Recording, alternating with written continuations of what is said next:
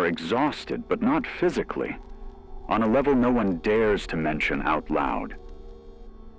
It's a weariness that sleep cannot cure, a fatigue without a name in the mouths of those who suffer it, because they've learned to keep it silent.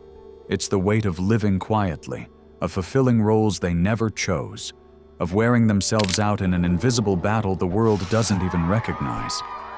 And you, even if you try to deny it, know that shadow follows you with every step.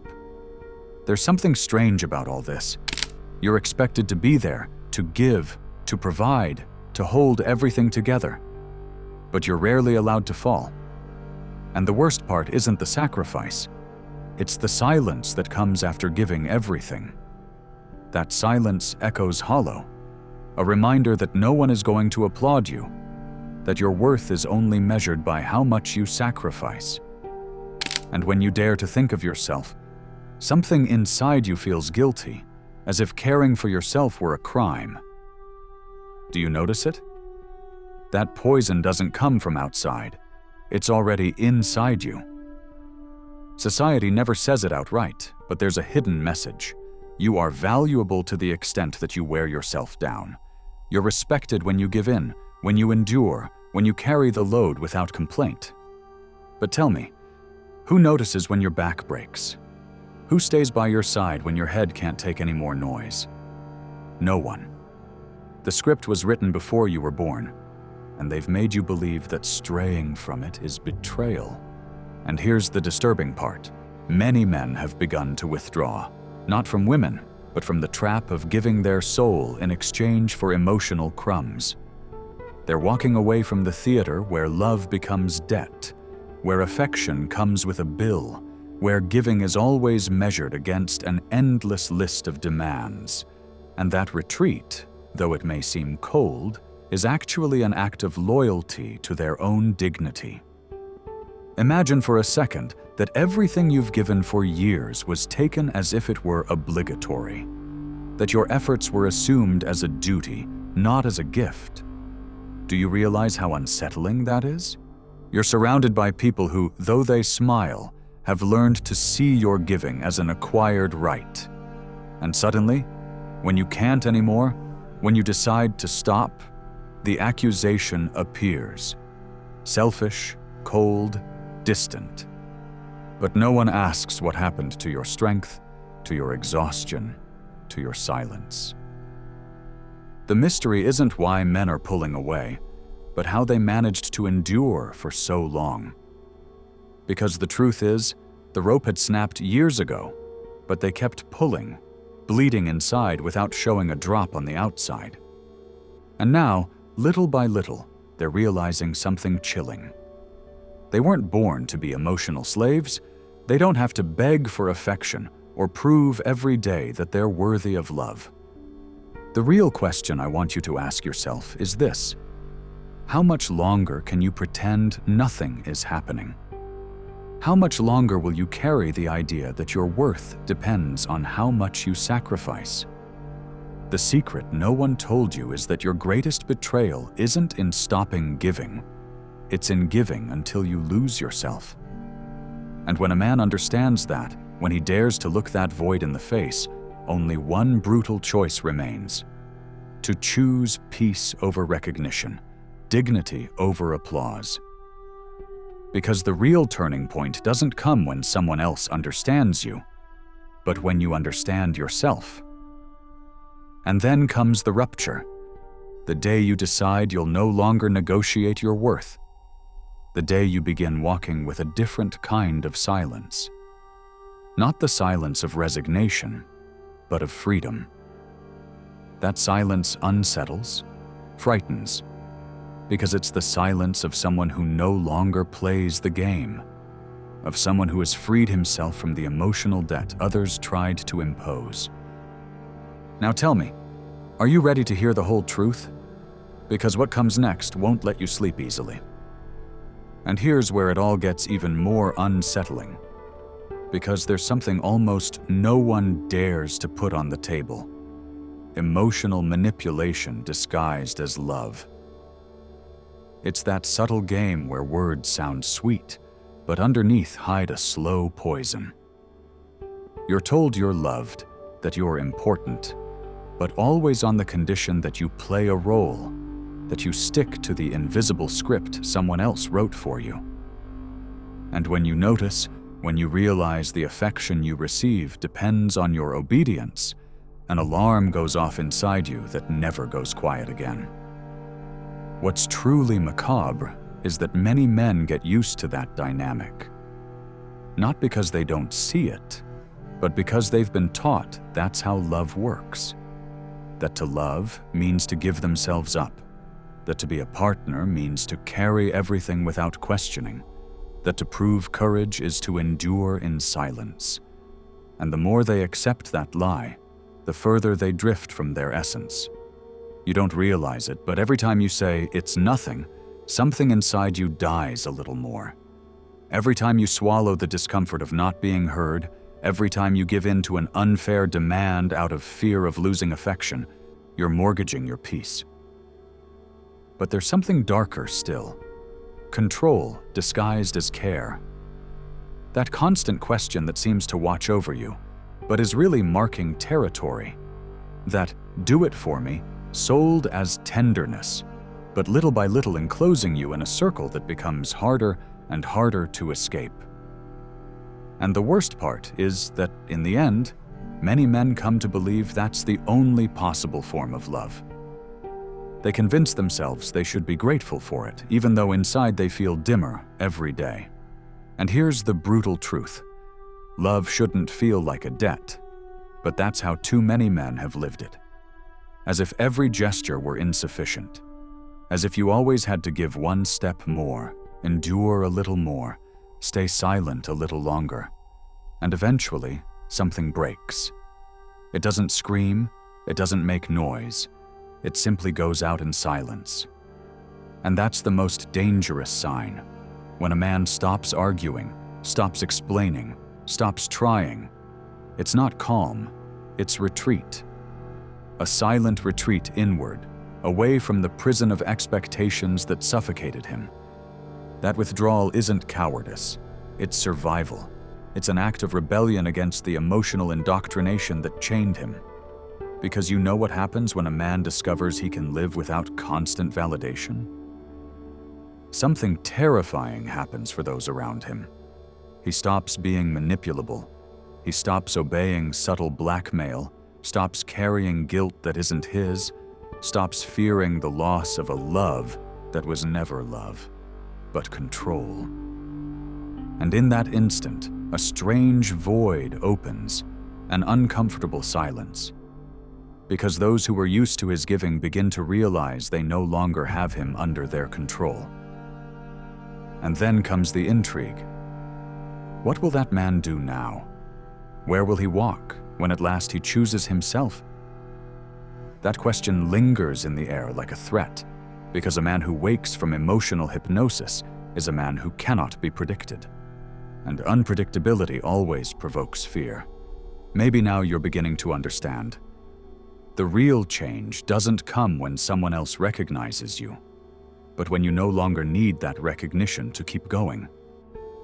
And in that moment, something new is born, a different kind of love, one that doesn't demand, doesn't control, doesn't turn affection into currency.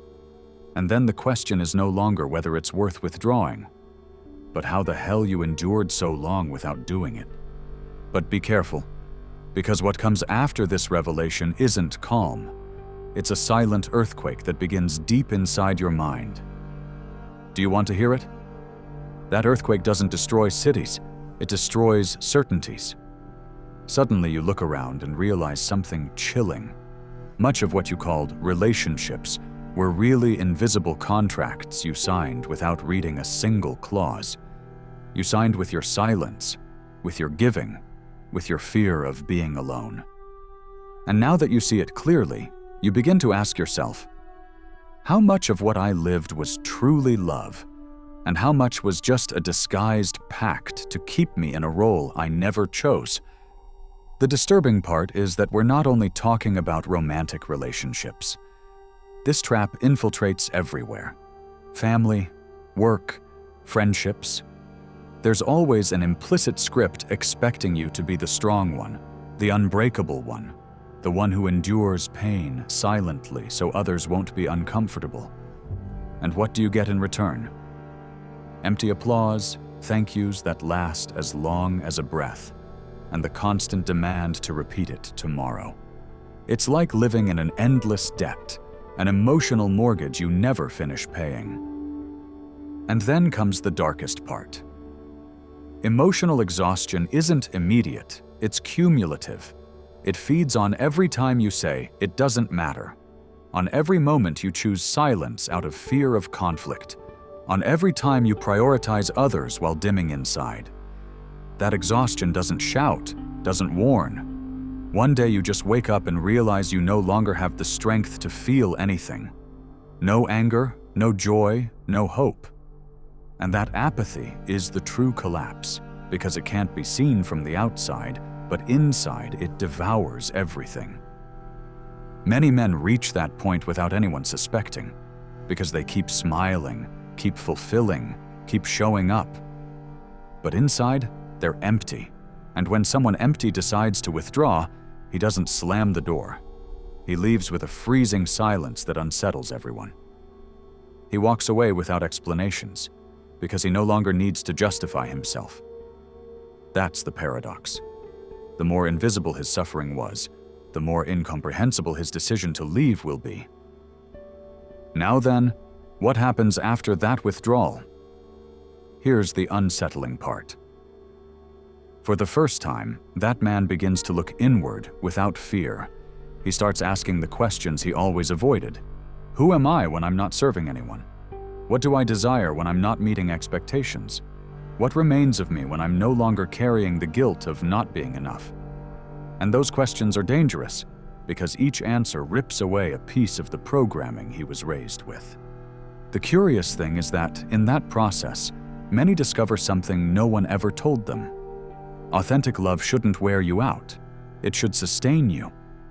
It shouldn't feel like a debt growing day by day, but like a space of freedom.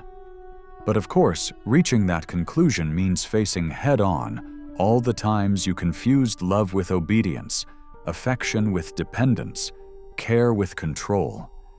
And that examination hurts, because it forces you to admit you lived more to please than to be happy. Here's the twist. When a man understands this, he doesn't just walk away from toxic dynamics. He becomes selective with what he allows into his life.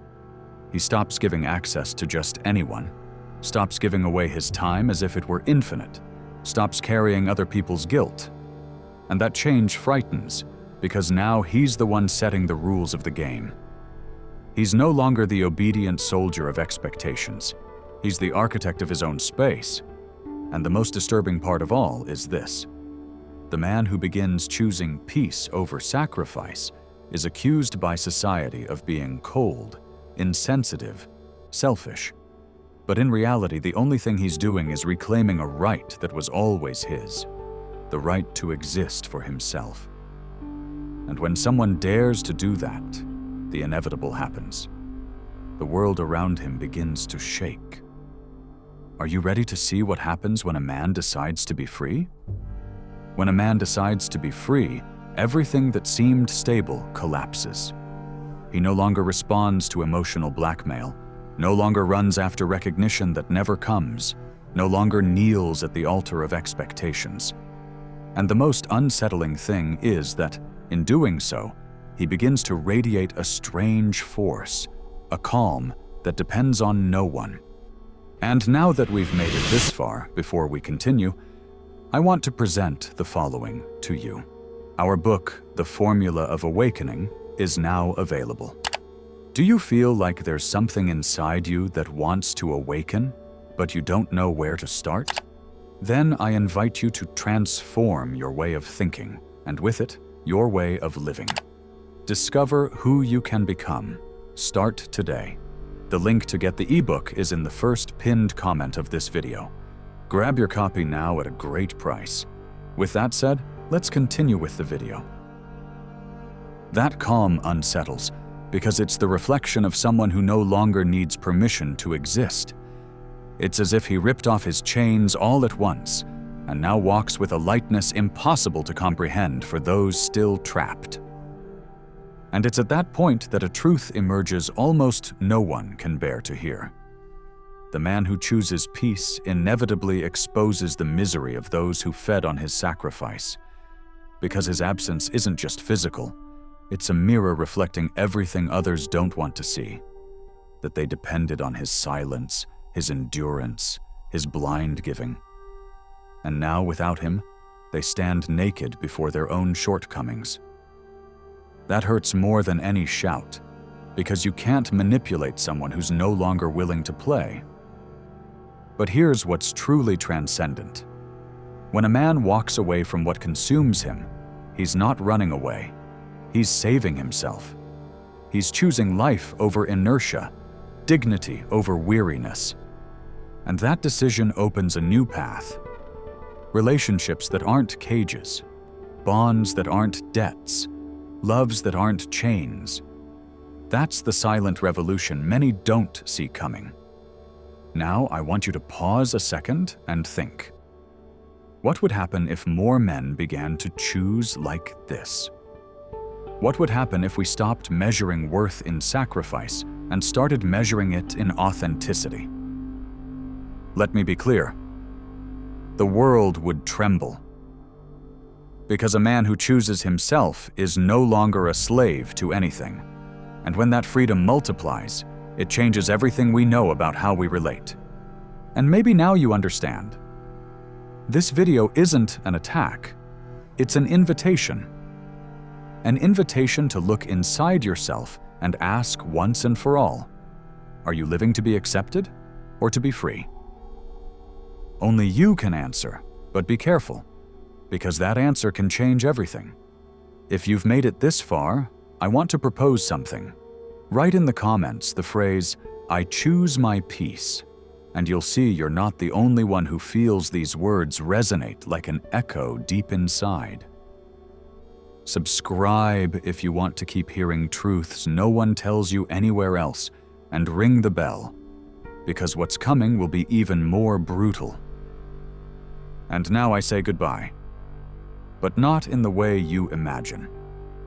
I'm not going to say farewell, because what you just heard doesn't end here. It will stay in your head tonight, appear in your thoughts when you least expect it, and return to you in the form of questions you won't be able to dodge. This isn't an end.